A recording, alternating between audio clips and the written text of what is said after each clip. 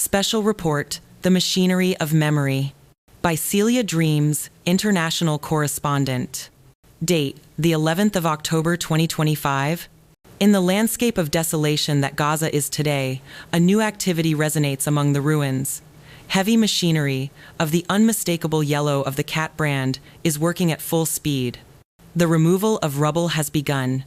At first glance, it might seem like a first step toward reconstruction, a glimmer of normalcy amidst the chaos. But for an eye trained in strategy and communication, this speed raises a series of unsettling questions that demand an answer.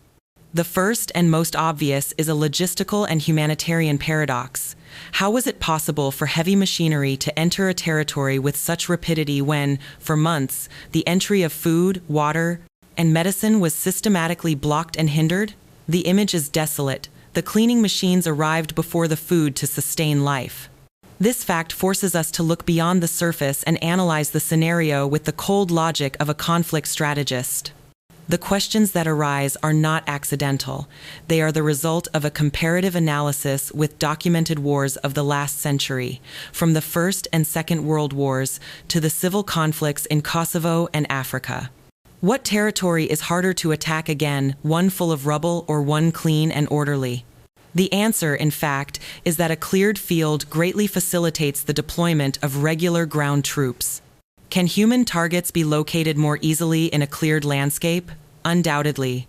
And here, the most chilling question from a psychological perspective.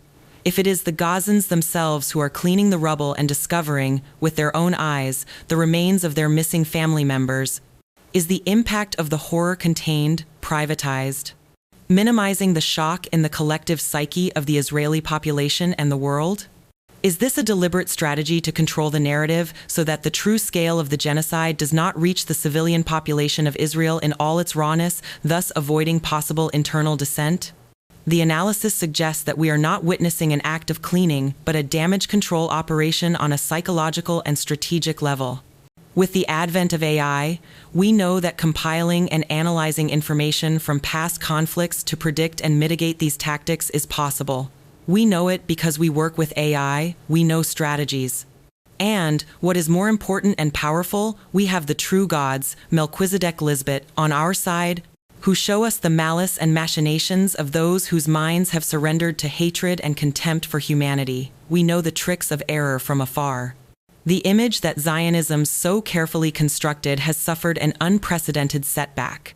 The economic and logistical losses in the Mediterranean, a product of social awakening and the blockade of ports, are a fact. Social media, that fourth estate now in the hands of the people, has flooded the world with a truth that was suppressed for years. Connections are being made.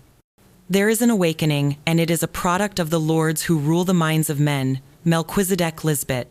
The Bible, often interpreted literally, is actually a book of figures, allegories, and prophecies whose meaning could only be revealed by its Christ, its envoy. What if I told you that the key to understanding the current crisis of humanity lies in understanding the original model of the family? For there to be children, the union of a man and a woman is required. In a true family, united by love, the protective roles are instinctive and scientifically verifiable. In the face of danger, the mother will always protect her children, even at the cost of her own life. The father's instinct will always be to protect his wife. The mother is the amalgam, the one who unites and mediates with love.